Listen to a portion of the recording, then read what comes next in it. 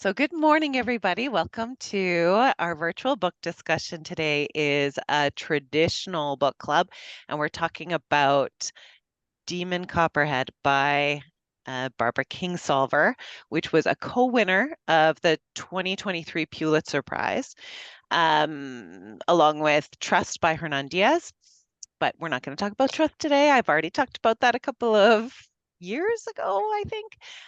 Today we're going to talk about Demon Copperhead, and we have a few new faces, or new names anyway, to say hello to. Hi, Carol. Hi, Mina. And let's get into it. I'm going to open it up to the floor first, which is what I usually do because otherwise I just keep talking, and I'd like to hear what everyone else has to say. So, who wants to be first? Roseanne, hit us. I wish I'd been the editor. I would have cut it in half. I told somebody when they showed me the cover, they said, it's a really good book. I said, it's very heavy. She says, yeah, it is. But I didn't realize what I meant. It's very heavy to hold. But she thought I meant it very heavy to and I realized that, you know what? They could have cut it in half. It was amazing. The book was phenomenal. I mean, she did her research. Also, I didn't realize she lives in Appalachia, so she's from the neighborhood. Mm-hmm. So she knows what she's talking about, especially at the end. She says that she did a lot of research in it. Right. And it's sad. It's very sad. It's very sad. I know it happens because it's still happening today. Mm-hmm. And we hear, especially in Quebec, it's happening, or horrible stuff is happening, but we don't really get to see it and hear it from a kid's point of view because they don't write books. And this is really heavy, but I thought we didn't need to have 150 pages to 50 pages that kind of stuff. I think it could have been cut in half. Otherwise, it's a very good book. I agree.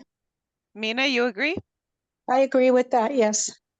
Maybe not in half, but maybe, a third or a quarter of it can be taken out. I didn't need all those details. I found it really difficult to read. And I was getting really depressed reading it. And I have a friend that I recommended it to who just gave up. She said, I can't read it. It's too depressing.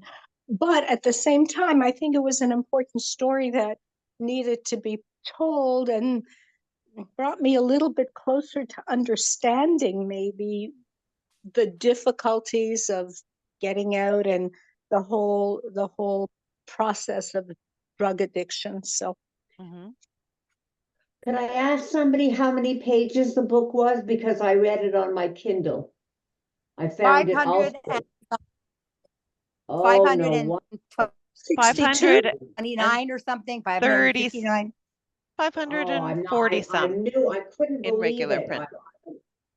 Anyway, I don't want to interrupt Mina if she's still talking. No, I'm finished. Thank you.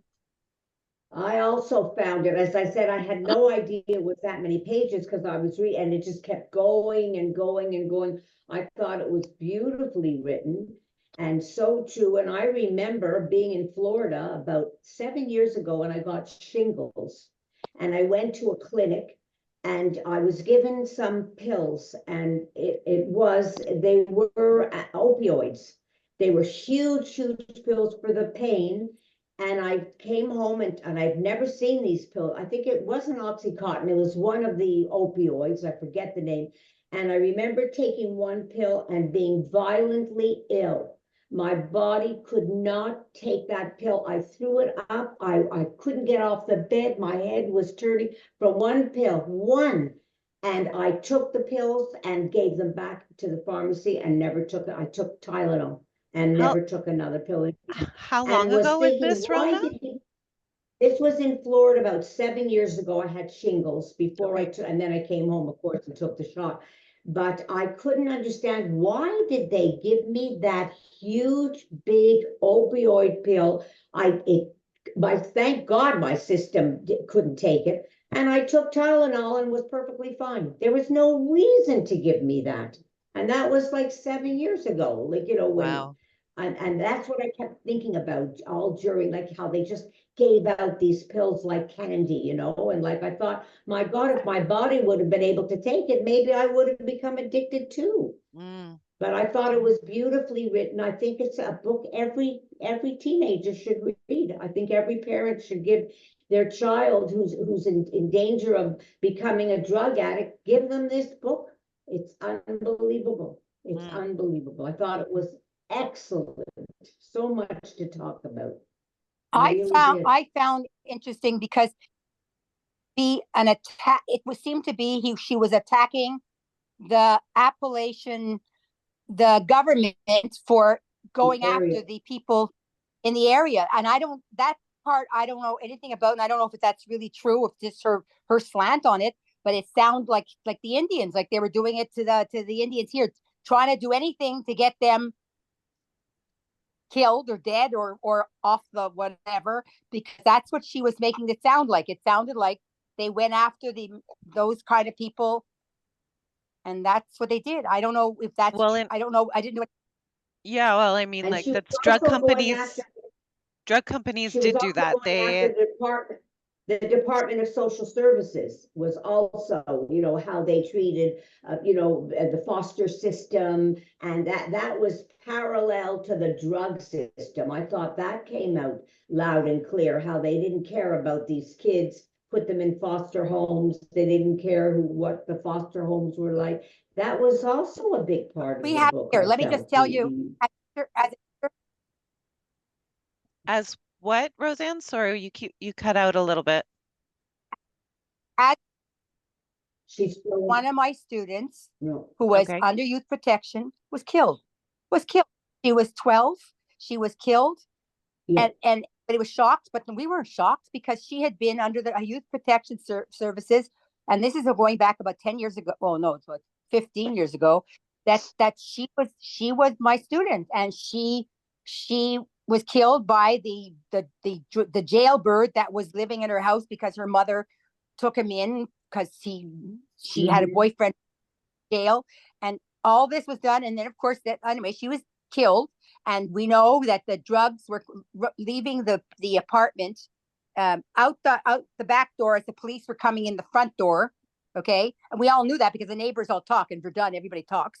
But what's worse is that the brother, who was so close, her little brother was so close to her, that about 2 weeks later, he lay down in the middle of Ballantine Avenue to get killed by a bus or a car. Wow. Of course, the teachers grabbed him, took him in. But we were I'll never forget it. We were in the staff room screaming. The teacher who picked him up, I was on duty. Thank God it wasn't me.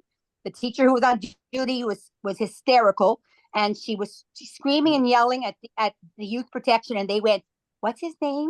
What's his name?"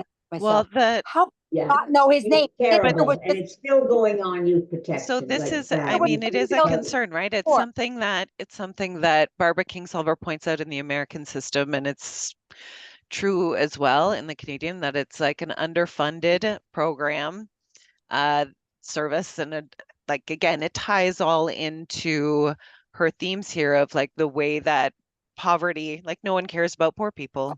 The government doesn't care about poor people. This is partly what she talks about when she's talking about the different economics of cities versus country life, right? Is that it's fine, like, why not experiment then?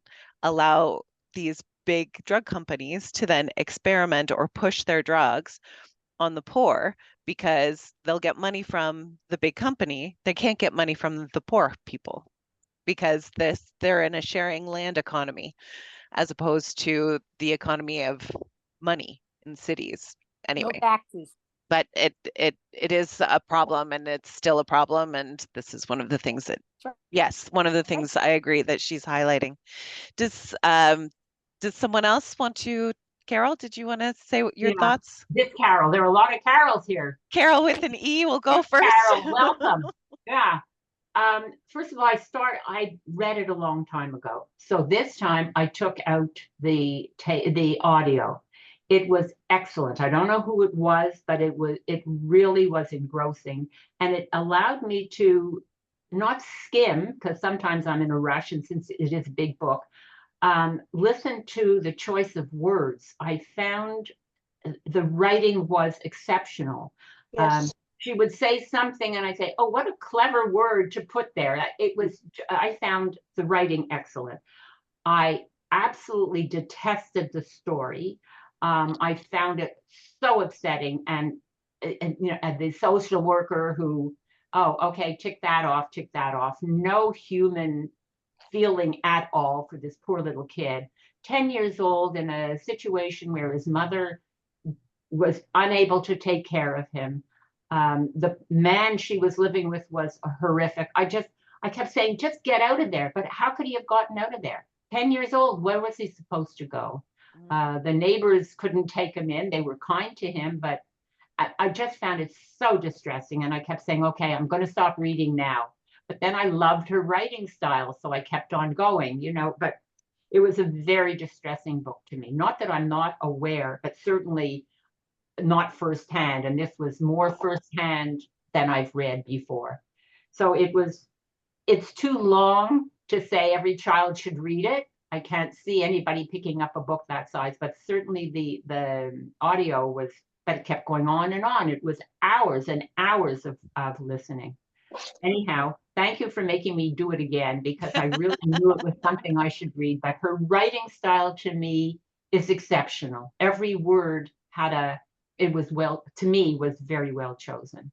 The End by Carol with the E. Carol without the E, would you like to say your thoughts? Oh, me? Yeah. Okay. When I looked at the book, maybe a different way, I do like her writing. I found a new author, and yes, the book is maybe too long, but I found it. I couldn't finish it. I didn't finish the whole book. I thought the book was really about resilience, how he came through. It was incredible. This child was so abused and, thrown around from foster homes, and he kept going. He kept on, whatever, even at that stepfather, he took it. And next, I thought some interesting things about religion, about his kind of tongue-in-cheek about Jesus Christ. All these, about Jesus Christ. Let Jesus can wait, because we have to do something else. And they're very interesting about these satire satire writing that I thought full of metaphors, kind of like, the way they said he was banging on her stomach to come out. I thought that's really interesting, and kind of matter at Stoner than a riverbank has rocks to go. Good metaphor, and I thought the first sentence, it grabbed me into the book. Now, unfortunately, I joined late. I really couldn't finish the book. I did, about 200 pages. And this is what and the way, how does he survive? He loses himself in superheroes. And this is an amazing way. He draws them, he thinks about them. And this is what sometimes a child has to go and, get away in his mind, and not to think about what he's going through. So I thought that's a fantastic way of him fighting back. That's what I really so far, and yes, and things about, lots of God, Jesus, about the mockery of the funeral. And yes, I thought in this sense, what I liked so far, yes, I like the writing.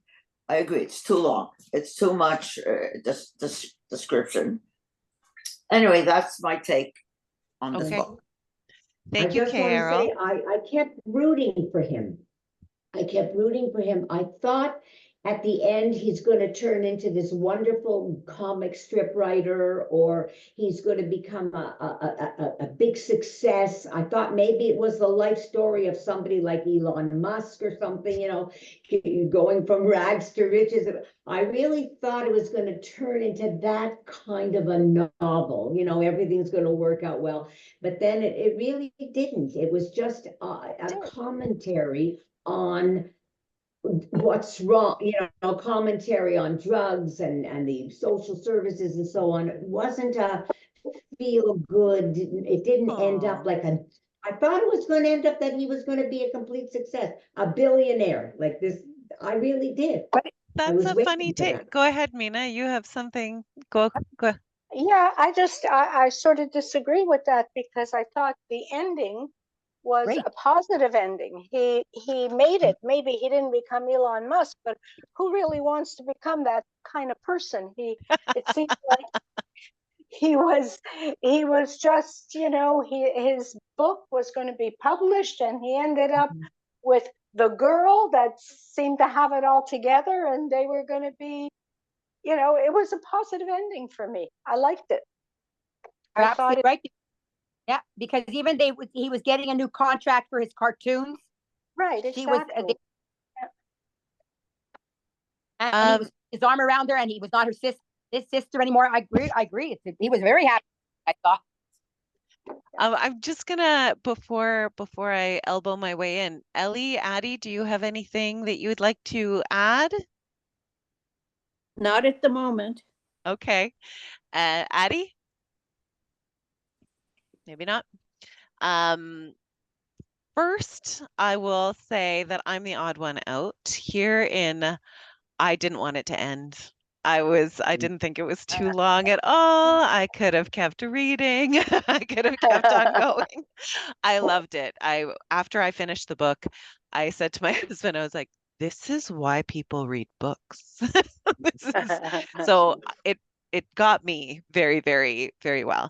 Now, I have a question for the group before I go on, but has anyone read David Copperfield by Charles Dickens?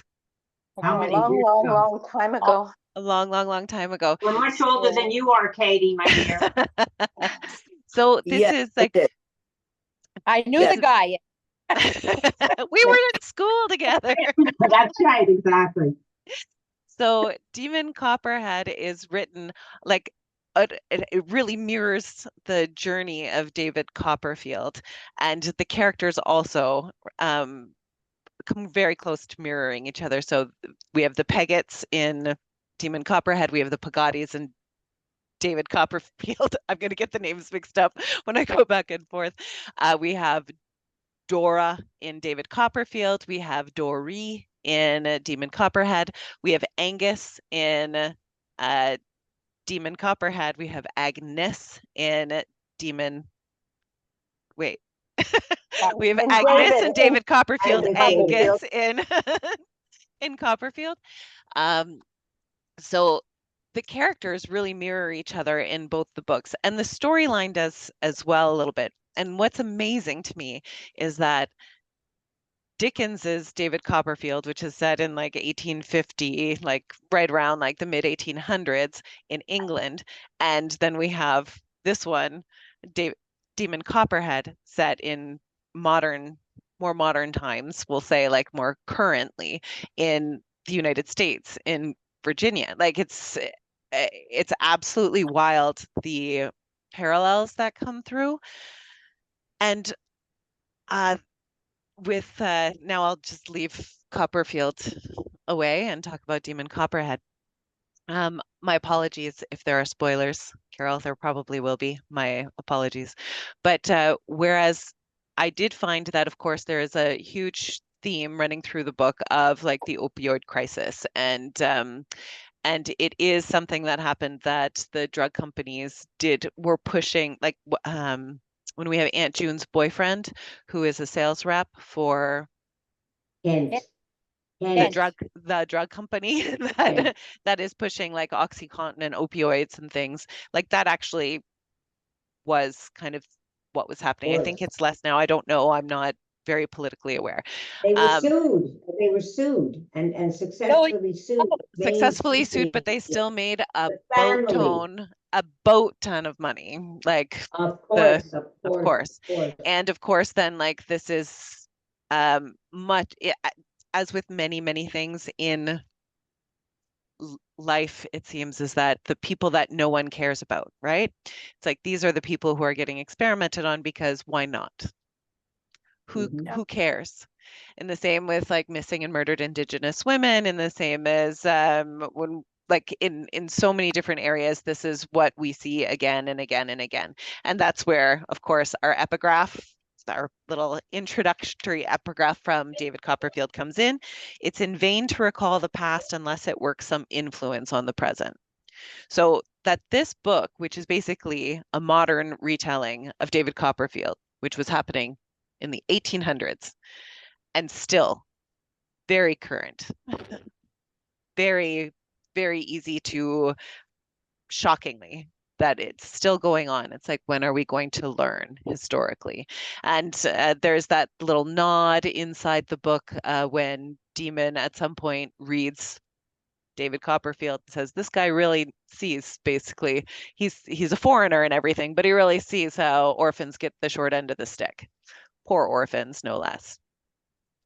Anyway, so while one of the things that I really liked about it, and it was heavy, but it wasn't, I didn't find it so heavy as to be smothering. I found it heavy and meaty instead. So the way that Kingsolver talks about addiction, and the way that Demon Copperhead really, the way that Demon's like struggles against the idea again of what was done to him, as is proposed by June, right? Towards the end, she says, this was done to you. And it's true, but also he doesn't ever let go this idea of choice, and like he never forgoes his own agency, which I really liked as well. So while there are these struggles, and while it's, definitely up and down, and there are a lot of downs, he really shockingly is able to make the best of, and to slowly, even with all of the downs, he comes up. I also found the ending to be uplifting. It is I think of it as a happy ending. Same as in David Copperfield, there's also a happy ending. So I wasn't too shocked, but part of me, like 2/3 of the way through, I had to stop myself from flipping to the last pages, because part of me wondered if he was going to end up, that he was telling this story from prison. And it's been a long time since I've read David Copperfield as well. So I was like, oh, is it gonna turn out? I want it to turn out. I was like, do I want it to turn out? Oh, I want it to turn out.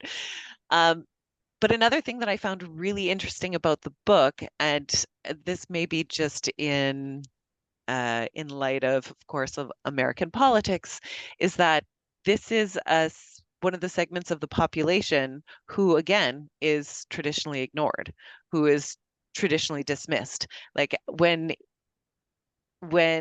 our narrator talks about hillbillies and country folk being the butt of all of these jokes, it really does. You think about it, and it's like it's true. The things that in Western society that we decide to value are much more city oriented, money oriented, formal education oriented. A few months ago, I think, maybe it was longer than that, we talked about the book Educated by, I'm losing her name, Tara Westover. Yeah. And one of the things that becomes clear in that book as well, again, is that this idea of education that we value is formalized education, as opposed to knowledge of the land and other sort of like know-how of how to live. And that's something I feel like as well that comes across here. It's like he's trailer trash. He says, like he was born to an addict mother, on the floor of a trailer, which is basically, what does he say? He says something like it makes him basically like the Eagle Scout of trash. Like, and it's like, and then what happens? Like he's dealt, bad hand after bad hand after bad hand, and yet he's able to find good. He's able to find ways to slowly kind of see light throughout it. I found it extremely, like, I was carried along easily through the narration of the story. I've talked about it at parties because I'm super fun at parties. and I'm telling, I'm like, I know it came out a couple of years ago, but oh my gosh, have you read it? You should read it. You should read it. Everybody should read it. And I didn't think it was too long. I thought the descriptions were beautiful, like the way that she evokes the countryside, and the way that Demon talks about it and his bewilderment of why anyone would choose to live in a city, because you can't smell you can't smell the earth. You can't see the world, basically. And all you can see are buildings and other people, which he finds just like very isolating. And which is a funny thing, right? To find being surrounded by people isolating as opposed to being out in the middle of nowhere. Not. Yeah. I suggest kept listen wondering to the tape. That you listen to the audio. It's such a different way of looking at it. I mean, I can't really remember when I read it, how I felt, but just the way the words roll, I can't get over it. And I was very emotional. This poor kid, it just, and how bad the system was. I mean, we have bad systems, we have bad show where you hear stories as well. I was very emotional through this book. And I found it quite touching. Listen to the video, the audio, even if you don't listen for the whole thing. The words, you concentrate on your words when you're listening, as opposed to, I don't always concentrate on my words when I read, but it was exceptionally well done, I thought. I'll just add here that so the narrator of the audio that Carol with an E listened to is Charlie Thurston. And both the audiobook and the digital ebook are available through the library on Hoopla if you get digital content. So with your library membership here, then you are more than welcome. You can borrow them, and Hoopla is different than Cloud Library, where you won't have to wait in line. It's just there and it's available for you to listen to. I kept wondering what influenced him in early life to make him be such a survivor that didn't pull him down into the muck. Was it his mother? Was it Peg, Mrs. Peg? What was it that made him keep trying to do better and better and better? Was there an influence in his life for that? A lot of the kids that I have with kids who are in youth protection, it was the grandparents, to be honest with you. Very often it was an older person. It was a grandparent who they ended up living with anyway. In one case, her father murdered her mother, so therefore she went to live with an aunt who was married but didn't have children. Right. And thank God, I have maintained. She's 53 years old, and she was working. It just so happened at Jean Coutu at the Cote-Saint-Luc shopping center. She saw me, and I'm, like 30 years ago, she saw me, and we were so excited, and I kept track with her, and she had a life. And meanwhile, her father, she would visit in prison. Well, I think it's true, right? You need to have some sort of like a gateway sort of towards more light. Sorry, Roseanne, you froze. I think with Demon Copperhead, and Mina, I think you have something to say here too. I think it was the Peggotts. I think also his mother. His mother was able, even through her addiction and through her, and she wasn't like the best mother either, but like she still was able to sometimes, like, again, to show him, like, she loved him. That was okay. Yeah. A lot of the grandparents. And with in Demon Copperhead, you see the athletes. Sorry? You just you keep cutting out a little And the bit, but athletes, if you listen to the athletes who say they made it, it's because of the grandparents. Especially the and with Demon Copperhead, so we have but the and these the little athletes, when the athletes are asked, or the physician, they're asked who was an influence, and they'll say they live with their grandparents. What's amazing is United States has some apartment buildings in some neighborhoods that are only for grandparents living with children. So in the novel, the other positive influences, and he does have a grandmother, right, that we hear about at the very beginning. Carol, we're ruining a little bit, that he eventually meets, and that she then leads him to Coach Winfield, and Coach Winfield allows him the salvation of football, which is there as well. Mina, go ahead. No, I didn't have anything to say. Oh. Sorry, you lit up on my screen, and I worried that I was talking over you. No, not at all. So yeah, they're the Peggotts, right? The Mr. Peggott taught him how to shoot, and him and Maggot, and there was Maggot as well. I think that, like, you can't underestimate being basically the positives of being loved. Like, he may have been in some not great situations, but he was also loved and accepted for who he was by a lot of people in his formative years, right? Right. Maybe? You know, yeah. Can I say something? Please do. Yes. Okay. I agree with everything everybody said, but I also think that there's something inside a person that I don't know how to explain, whether it's genetic, and some people are just born with more strength of character. And that helped him also because he did have that strength. Yeah. Well, and he says at the beginning too, right? Like, he was a fighter, like, to have been born in the way that he was, basically on the bathroom floor to a passed out mother, having taken Vicodin and drinking and all of this stuff, and born in the call, that and he survived. And that's how he characterizes himself, right? As a survivor. And it's something that comes up multiple times, and that, like, he's not I think there might be one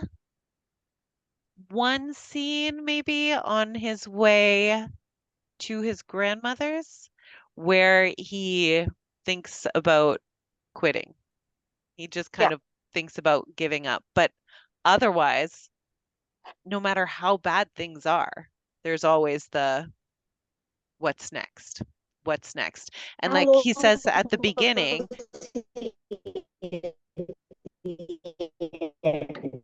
ooh, Rona, sorry, you sort of stuttered there. Can you ask that again, or? I just wanted to know what was he in his late 20s at the end? Late 20s at the end? Like, I think so. What age was he?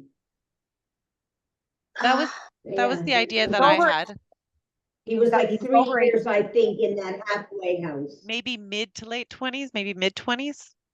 Probably in his Yeah, I think so. Yeah, because he was 3 years, I think, at the halfway. Yeah. 3 years at the halfway house before he goes back. Yes, I wonder about the mother. I think she really loved her son.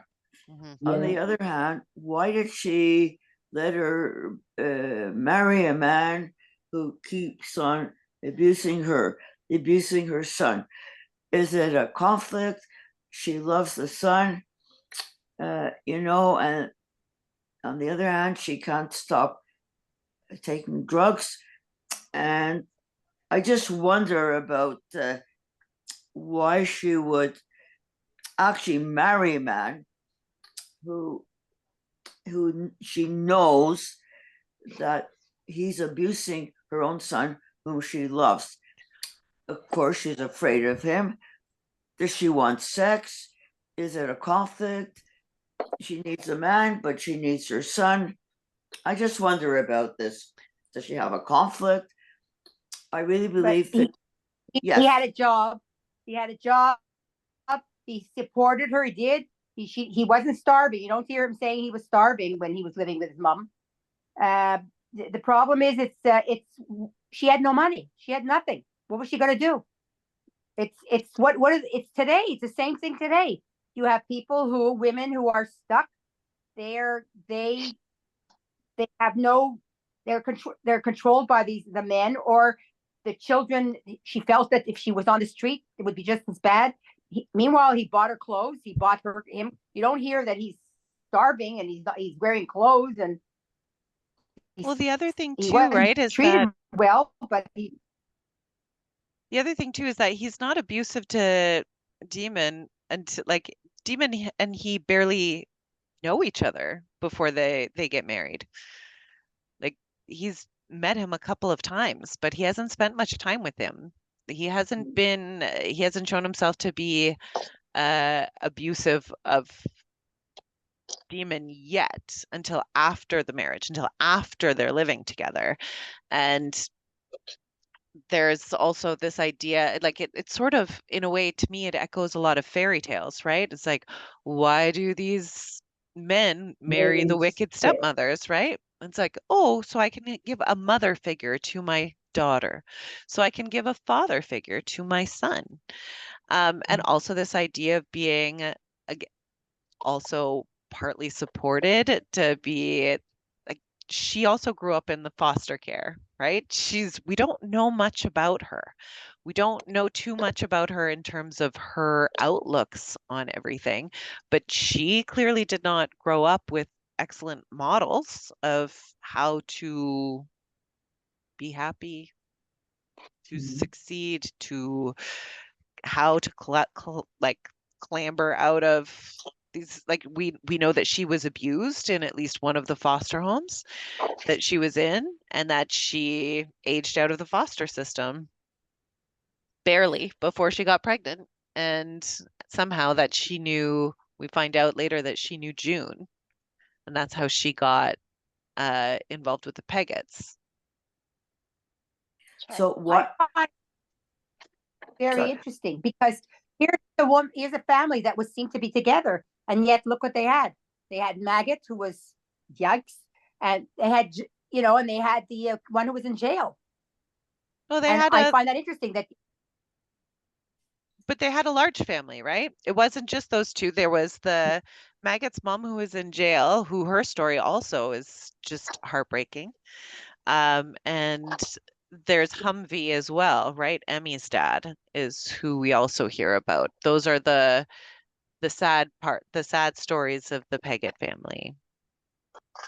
But then there's the rest of the family as well, who come as like when Mr. Peggott is sick and dying, and who help support Mrs. Peggott as well.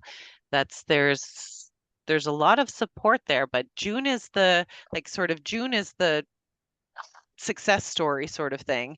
And then we've got Maggot's mom and Emmy's dad as the sort of the lower, the sad parts, the cautionary tales.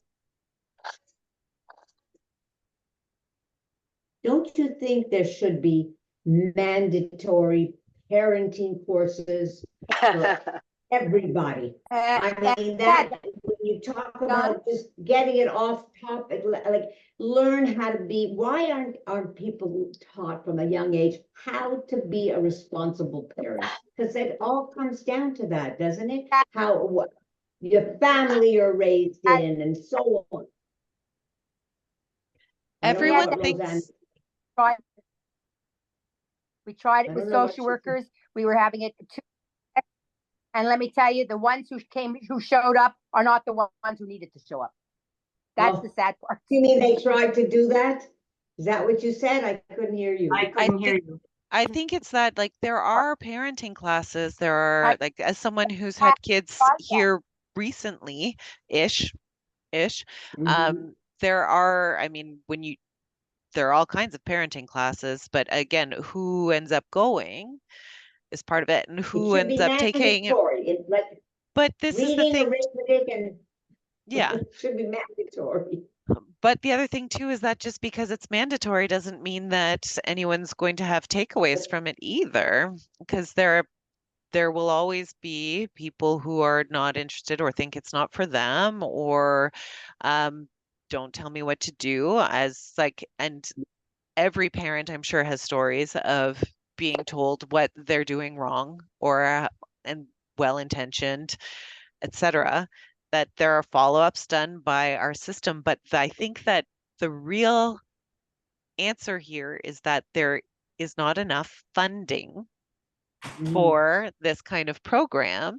So, like having home visits done regularly, not one home visit after you take your baby home, several. And then what happens when there's no address? What happens for people Yeah, who are I know. unhoused? What happens when, like, there are a lot of people falling through the cracks? And again, the way that government and our society, sorry, often look at people who are poor is that they're not working hard enough, they're lazy, they don't, and so then these are even more stigmas to fight against. It's like, what do you do? Oh, my tax dollars are going towards supporting these people, when it's like, but that's us as a society, right? So You then know, I don't where want do to our get tax off the dollars end track, up going? but I have a niece, and then I'll stop talking. But I had a niece who just became she had a surrogate, and she became a mother for the first time at age 49. And she was trying to have a baby for 10 years or whatever, and they could not adopt. They would not let her adopt a baby because she was too old. And her husband are the most wonderful people. They have they know right from wrong. Money's no object. And she said we couldn't adopt a baby. They considered us too old. So she had to go the surrogacy route. But I think that's very apropos to what we're talking here. Like, why would you not give a baby to a wonderful couple that can be wonderful parents?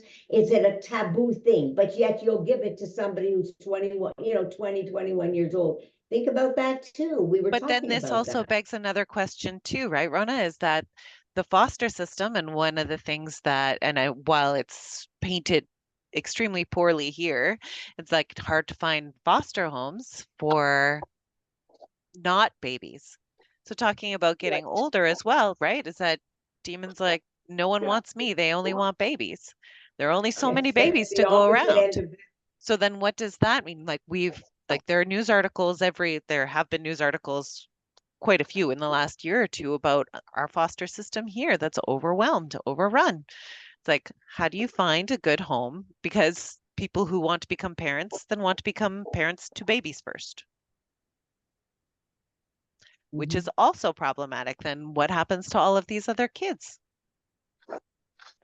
And also, to be fair, what happens to like the parents who are fostering them, who get attached, and then the parents come back in the picture? This is there's a, it's a societal conundrum, basically, of, I think a lot of people mean very well, but then to the people who are working in the system, similarly to the foster care,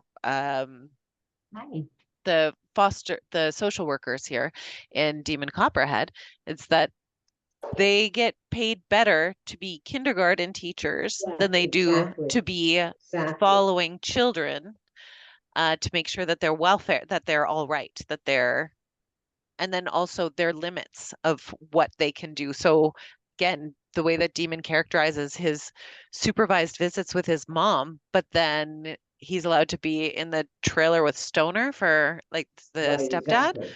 And they were And thinking of he's the letting him dangerous live one. with him.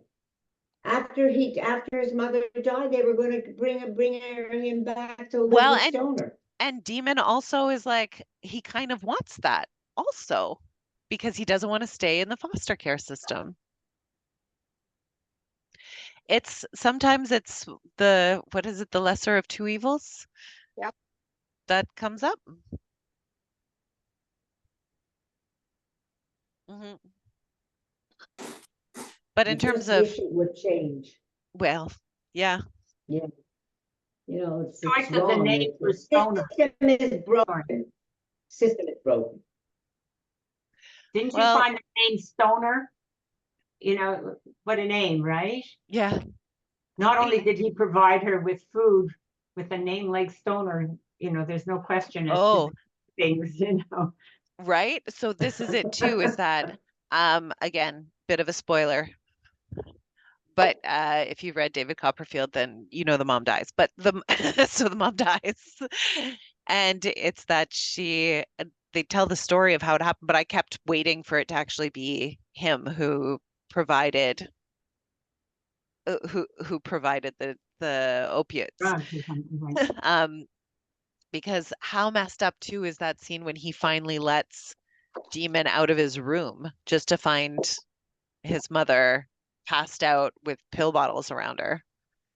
Where did she get those before her last relapse before she goes back to rehab, which lands Demon in the foster care system the first time? It's pretty wild. And also wild that it's this question, the question always comes up of like who to believe. This is a he said situation. So he's an adult telling the system that it's because Demon has an attitude problem and he did this and he did that, and that's somehow more believable than that Stoner beat him up, even though his face is the way it is. Anyway, Listen, I don't know about you guys, but I think the future is pretty sad. They're trying to stop the opioid crisis. But when to be honest, what's to me, the cell phone is going to kill the next generation, because the parents are not communicating with the kids. The social media, this is what's influencing the kids, because the parents are busy on their phone, or they're busy with their only lives. They're doing what they do. I'm amazed at how I see babies in the park. They're with their parents, but they're not. They're in their whatever doing their thing, because they're on the phone. They're doing oh, and we're they're losing you, Roseanne. walking in the street, and they're not talking to their kids. It's sitting at the restaurant. Opioids. It's just, I don't know what they're going to do. And the more that they say that they're going to stop it, allowing the kids to take their phones to school, you have parents saying, "No, I want to be able to reach my kid. I want to be able to reach my kid." Well, excuse me. Yeah, I mean, it's I don't know. anytime there are huge changes, right? Technological changes that we haven't faced before, then it's about finding ways to Balance. exactly. Balance. And I mean, communication is always an issue, I think, for anyone who is a parent or has been a parent or has ever tried to communicate with anyone else ever. Like this is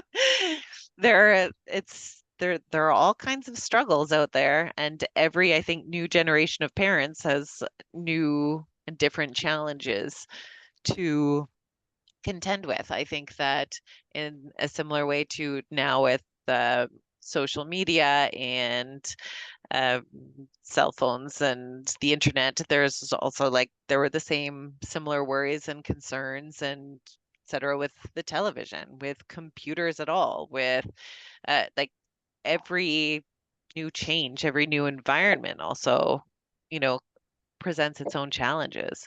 And Okay, but the thing is that as parents, we need to, what I think most parents are trying to do is to try and teach their children how to live and exist in the world successfully. The truth of the matter is that there is technology that has to be adapted to as well, as much as the technology is adapting to us. So we can't just ignore it and it'll go away either. And I think that, again, people are trying to do their best. I don't agree. I don't think they're doing their best, because they're in the same. They're being fascinated. See, when we were older, yeah, it's true, the television, but the television could not talk back to. It could not talk to us and make us do things. They weren't talking to us. We couldn't communicate with the TV. Yes, we could be influenced by it, but we couldn't communicate. Well, today, the parents are not the ones that the kids are communicating with. It's the influencers. There's all these strangers that are having them do things. And the parents are not in there. I'm sorry. They're not. They're Ellie, first of all, they're way over. wait 1 second, everyone. Ellie has her hand up and she'd like to say something. Go ahead, Ellie. Something that was not mentioned. I loved the book. I thought it was very, very good, and I could have also continued reading on. But I'm glad I wasn't alone there, Ellie. Thanks. the fact that nobody mentioned the fact that I think because like at the farm with that farmer that had the kid, the fact that they were a group, I think helped each other. You know, they weren't alone doing these things. They were with a group, and I think they helped each other cope. I agree, but also it's messed up, right? The farm was messed up. Oh, for sure. But if he was alone, I don't know if he would survive that day. Because this is it, is that at the farm, while I agree there was this feeling of community between, let's see if I can get all of my names. There was Fast Forward, Demon, Tommy, and Wild Man there. Slap something? Swap out. Yeah. So that's like they were together and they were very different from each other, like those four kids. Yeah. Then we have the farmer who is like terrible, right? With his absolutely disgustingly filthy home, barely enough food, and just using the kids as workhorses, right? Again, parallels with Dickens. And I'm glad that he finds Tommy again later. Yes. Yeah, yes, I was going to say the same thing, even more to the fact when this boy was actually sorry to leave because he's going to leave his friends. Maybe this is something we have to think, that a social group, it's even in this filth, even in this farm, even being hungry. And then it was interesting that, yes, he wants to leave. What if I leave, but I'm going to leave my friends, which was continued on, I don't know, her name was, yes, said the same thing about the friendship. Yes, very interesting, I thought. Again, it's this community, right? The being recognized, being seen, which he's not seen. Demon's not seen by the system, by any of the people who are supposed to see him, by the teachers, by any of that, by after his mom's gone too. Like there's no one there to see him and support them, but he does have excellent friends. Yeah, absolutely. Although, right, he comes back with with Wild Man later when after he's living in the foster home. What were their names? Cobbs. Cobbs. Yeah, so when he does that, when he accidentally is working in the meth lab, or not in the meth lab but outside the meth lab in the sorting garbage, and then Wild Man comes back again to us through Maggot, because they end up being friends. But Tommy's a lovely success story in our book too. We don't just have Demon who claws his way out of it. We have Tommy who is a little bit gullible because he always believes the best in people. But I was really happy that Tommy has a happy story arc. Did you find there were too many characters that it was hard to remember each one of them?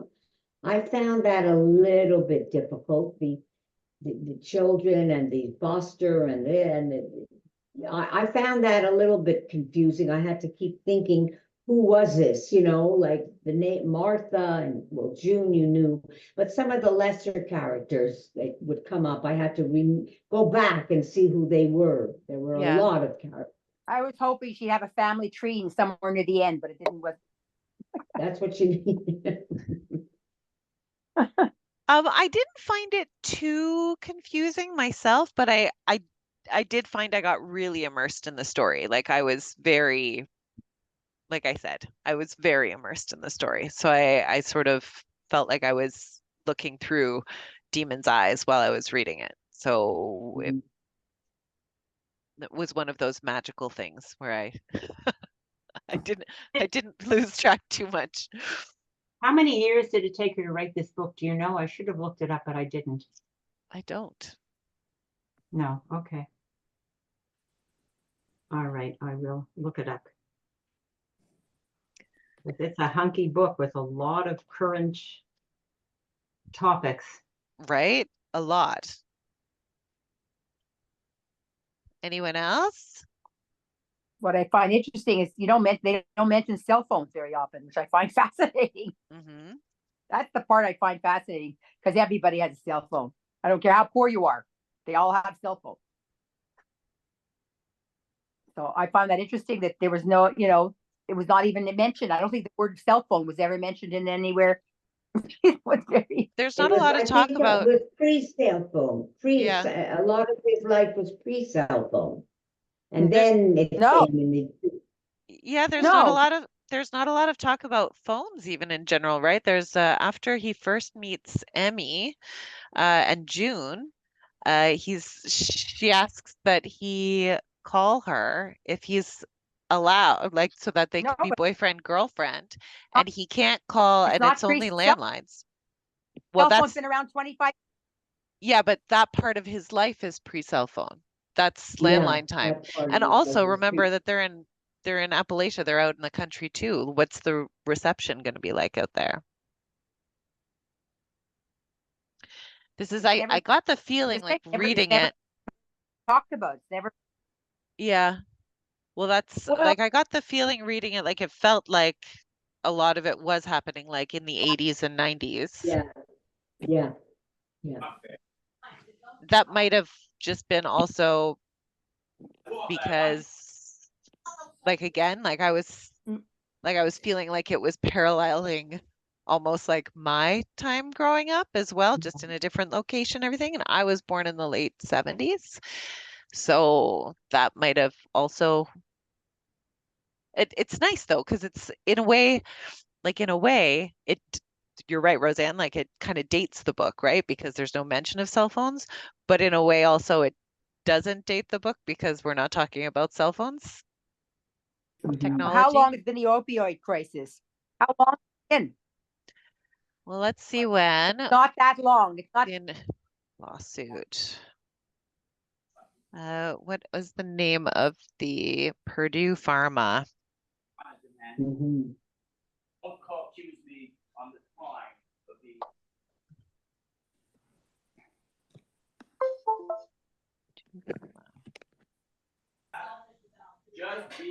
I'm looking it up. Talk amongst yourselves. Say something. I think in the Wasn't there a mention somewhere of a cell phone being left in a car or him not taking a cell phone with him Yes. because he was afraid to lose it? Yes. It seems to recall something like that. Towards the end of the book, you're right. That was when he does his so that Dory couldn't reach him. So that was after he was with Dory. So Right. Purdue Pharma had they were approved for something 1995 90s. for marketing to sell their approval to sell OxyContin from the Food and Drug Administration was in 95. okay, but this is way after that because it was already endemic. I mean, well, I think that the parts with Kent, that was probably in the mid 90s. That's probably mid to late 90s was when that was happening because it was then again, even June was sort of like, oh, he does this thing and that's good. Like she was dating him before she started to get a little like, wait a minute about it. So I think that was probably that part of the story then, yeah, it was taking place in the mid to late 90s. And I think I got my first cell phone in 2000. And by the way, I made in terms of situating it timeline. Okay, so we'll do this. Thoughts? More thoughts? It's interesting that we're discussing. We never heard any. There was nothing really in the book that told you the time. It really was. They didn't talk about Reagan or Bush or they didn't do that. So it was interesting. She never mentioned anything political, hardly nothing. So that was very hard. That's why it's very hard to pinpoint when this was written, except for the opioid. Yeah, I was going to say there was a funeral somewhere. 30 Rona, 25 years.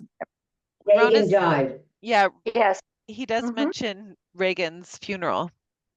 Right. And you know what else? Right. What helped do the timeline? The music. The music they were listening to, Madonna, the music when they went to the parties or whatever, that helped the timeline. I think so. Madonna around for what, 45 years, 50? I don't know how many years. That's a hard thing to do. She's been around a long time. And what is she? And I think, and the way they dressed, the girls were dressing with their, shoulder pads, and that sort of like gave me an idea of what the timeline was. She threw that in what the girls I didn't hear wearing, that. what they were listening to. I think a lot of it, like in terms of time situation, is, I think you're right, Roseanne, the lack of the mention of cell phones. And then also like Reagan's funeral, and of course with talking about the pushing of OxyContin, and like this was kind of like beginning-ish of the opioid crisis, but when it was still like looked at as sort of like if we read a book that was talking about how doctors are recommending you smoke cigarettes, right? That's something that doctors used to do, is smoke cigarettes. It'll help alleviate your stress. It'll help allay your hysteria for all the women. The opioid. No, I didn't see this at the beginning of the opioid crisis. I thought in the middle of the opioid, because they had all these places where these people, the doctors had already set up, and they were giving out prescriptions. And what I find interesting is the old people didn't get hooked as much as in the end they probably did, but they were selling their stuff. They were going around to the cars and giving it to the young people, and they were standing in line, and the young people were getting it from them too. And I find that fascinating, because I heard about them after the fact, but I didn't know they were like literally accepted by the government, because that's what at one point it says. They turn a blind eye to these doctors in giving out. The Dr. Watts was giving out these prescriptions. So I don't know about it being at the beginning of an opioid crisis. I think this was right in the middle of it. That's not the crisis. It was in the middle of the whole. That's what I'm saying. I don't know. This was small town stuff. I find it. Was this everywhere? Did they do it in the Montreal? You could go, 25 years ago and go into some of these doctors were giving it away like candy. I don't know. Old people were going with their walkers from car to car and selling stuff. I don't know. Mm-hmm. I don't know. I don't know how that works. I don't know. I just know that I just find when I had my knee replacement 2 years ago, when I was lying on the table, he came around. The doctor came around, and after I came out of the recovery room, I said, "What are you giving me?" The needle. He says, "I'm giving you OxyContin." I said, "Oh, okay." And he gave me OxyContin, whatever, right in the needle. And then about 20 minutes later, he came back. I said, "What are you doing now?" "Giving you fentanyl." I'm like, "Whoa, what the heck is this?" They didn't ask me if I wanted it or not. Right. Well, this is it looks like they started tracking. I'm just doing a very, very quick, so please don't take this as rote or as the only truth, but it looks like they started looking at the effects of the opioid crisis, or like calling it as such, in the very late 90s. So like 1999, they started tracking like the deaths related to opioids.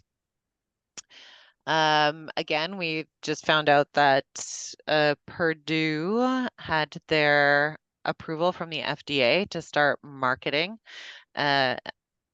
OxyContin in 95. But it looks like they've been tracking it really since 99. 3 distinct waves of increases are related to different types of opioids throughout the last 25 years. Right now, I'm looking at the CDC website. Increasing community support, capacity, and education may help turn the tide and prevent overdose deaths. The first wave began with increased prescribing of opioids in the 1990s, with overdose deaths involving prescription opioids, natural and semi-synthetic opioids, and methadone increasing since at least 99. The second wave began in 2010, and the third wave began in 2013, particularly with fentanyl. When were they sued? When were they sued, Purdue? So it looks like, I mean, I thought that I saw with the settlement that it was really from this year, but I'm sure that it's been in the courts forever, because anyone with lots of money Sure. can keep things in the courts Exactly. forever. Let's see.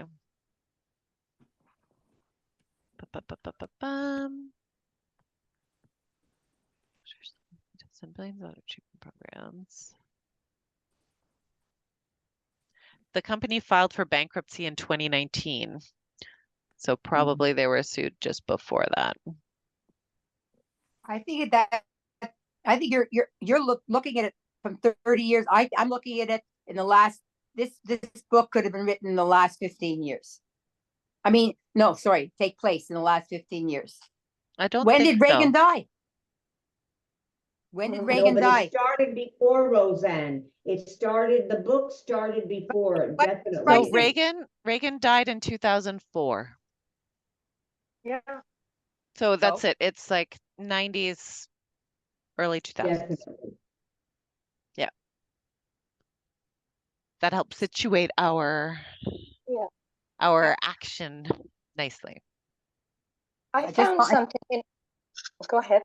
No, Mina, go ahead. Yeah. Okay, there was something that off the cuff of when the book takes place, because I agree with it. It was around the 2000s.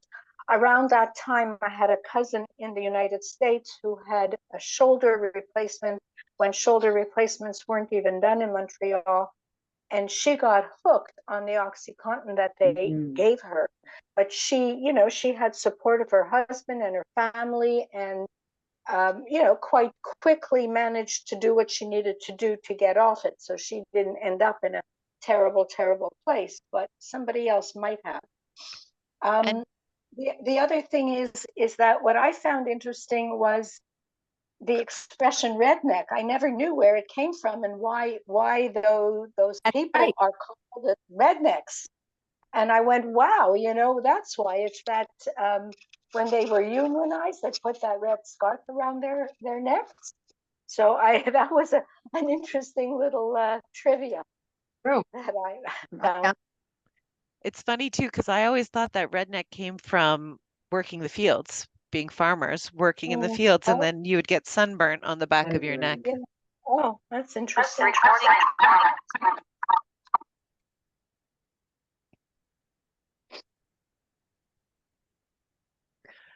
Well, so do we have more? Do we have more to talk about? I'm sure we could keep talking about this forever.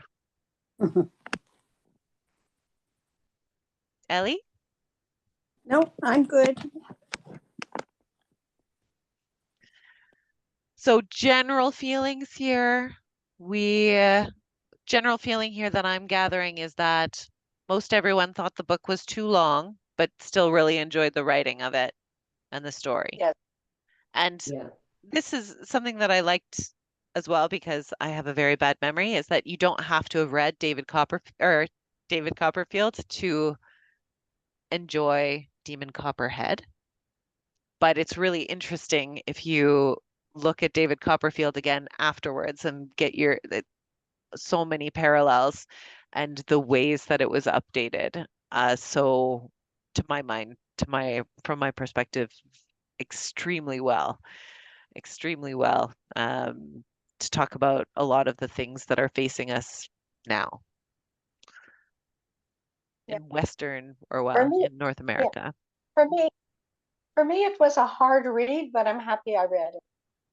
I think, there was a bit of education and awareness that came with the reading. Yeah. And a lot of empathy for addicts as well there too, right? This idea of, again, I think that it's a very easy thing for any of us who haven't struggled with it to dismiss in a certain way, or to maybe not see it in a, like, the people who do suffer from it as people who are suffering from it. And the way that it's brought up towards the end of the book too is like, this is something that was done to you versus it being your choice, and like that, where does the balance fall? It's an interesting and But we important also maybe can't way of be looking at it. sure, we also can't be sure that he was completely cured. I mean, an addict isn't, you never know, like, you never know. Like, I found it, like, this is where he was at this time, but like, who knows? I thought maybe the book would end when he was older, like, 50 or something, like, but it ended when he was so young that how can you be sure what his life was going? He had just been in the halfway house for 3 years. Well, a lot of people come out of the halfway house and they relapse, Nobody is sure about anything in life. No, but I think I thought if the book would have ended when he was older, like telling it from the age of 50 or something. I was almost hoping for that. I was surprised that it ended when he was just still so young and so new, at rehab. That I was wondering about too. Maybe there should be a part 2. Well, this is it, right? Is that in the, like, at the very beginning of the book, I just turned to the book and I'm like, there's something about the last page here. Save or be saved. These are questions. You want to think it's not over till the last page. But this is it, is that the way that our last page, or the way that the last page of this story ends, it's the beginning of another story. It's of another 500 page. part. You don't know. I don't. It only ends when we die, right? And even then, it doesn't, because like, again, the effects that Mr. Peggott had echo, the effects that his mother had echo, the effects of, so like, it's true, we never know what's going to happen. It's a happy ending to the book, but in terms of for his life, of course, who knows? Maybe he does have a relapse, and maybe he overcomes that as well. This is something that we've learned a little bit about Demon Copperhead's character, right? Don't think that he would give up. Why did the author not I'm make amazed it? at people like Oprah Ended when he was Winfrey so young. who obviously had a life like this. I mean, she supposedly had a horrible life. Yeah. And yet, like you say, how these are people who I'm amazed at how well I look at some of the kids I had in my class. I would like to know what happened to some of them. I really would. Yeah. I only know that when I left Verdun, one of the teachers who, after 20 years, she called me up and she said, I'm now getting the students that you had when you were teaching here, the parents. And they asked, when they found out that I know you, or I have contact, they said, please call Miss A. And here goes. I mean, I cry. I think I get choked up when I hear. Guess what? You wouldn't believe what they wanted. At least 4 of them out of I don't know how many said to her, please tell Miss A this so and so. I can't remember the names because I don't remember. Said, tell them we went to high school. That's wonderful. Can you imagine? It must Can be you imagine? incredibly rewarding to have had that kind of an effect on people.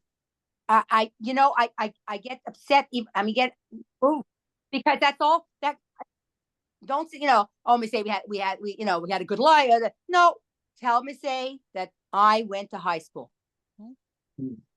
And I'm like, oh shoot, like, I was so thrilled because I kept telling them we had to write letters to Ketchup, to Heinz, to McDonald's, because I wanted to show them, say you're 10 years old, say whatever you have to say in a letter, but tell them that they have to do their packaging better, they have to do this, whatever. I don't know, whatever it is. I don't remember, but write letters because you have a voice. Your parents may think they don't have a voice, but you have a voice. Even at 10 years old, you have a voice. You can stop going to McDonald's. You can start going to only Harvey's that sells things in paper. You could stop buying Heinz ketchup that is in a big bottle or whatever. I don't remember what it was, but we have to show the kids. My thing was to make the kids realize they had power, even though they were 10 and they had horrible lives. I used to tell to my student teacher, listen to what the kids say in the morning when they come up to you. Did their parents, was their father arrested? Was there fighting? Was there this? Just listen, because half the time the kids want to say, please leave me alone, Miss A, today. I'm having a bad day. And I'd say, good, go ahead. Go put your desk somewhere, wherever you want. Because you had to understand these kids were coming to school with such things on their backs. And yet they were supposed to be performing for you. And it ain't going to happen when they had a horrible night. Yeah. And it's important also to all of us, everyone really, to try and remember the impacts that we have on other people. That's amazing, Roseanne, that you had such a huge, wonderful, it seems like a positive impact on so many of your students. I loved it. Did I cry at night? I'm not the only one. We sat in that staff room, and then I get to Roslyn School because I wanted to see how the other half lived. And I kept saying, holy mackerel, no wonder these teachers stay here for 35 years because they don't have anything to really worry about. I don't know too many teachers who were able to stay at Riverview or at some other schools like that for 35 years because you would have burnt out. That sounds like it's a lot. I took and off this is it too. So this goes. I took off every 4 years. And why did I do it? Because I had to get out of the milieu because not that I was a part of it, but I know I was. Every morning I could see what was going on, who was sleeping, I had a thermometer in my desk.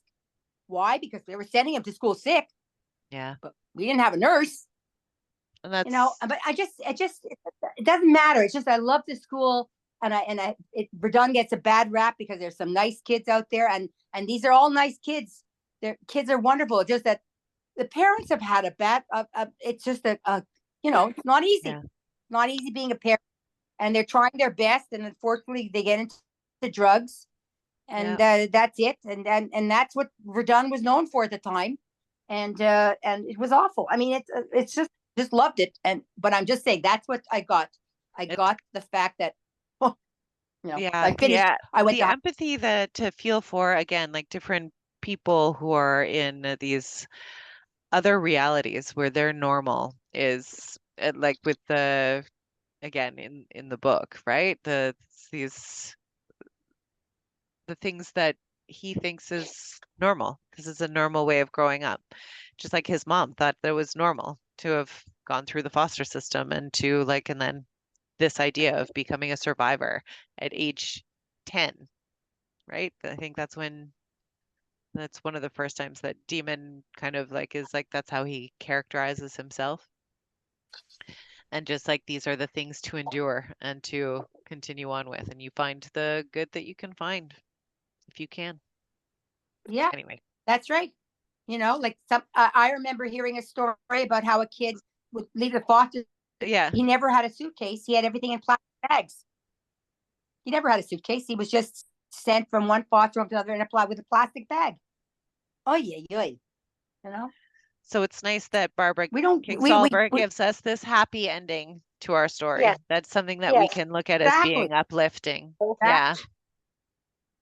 Yeah, and that he has the light at the end of at this point, at the end of his novel, at the beginning of his next journey. Yeah. That's a nice way to end it. Thank you. Yeah, I think so too. It ended very fast. I think it's hysterical. 2 pages. In 2 pages, it was a happy ending. It did. It got wrapped up pretty quickly. Sorry. Does anyone else have any other thoughts on the book?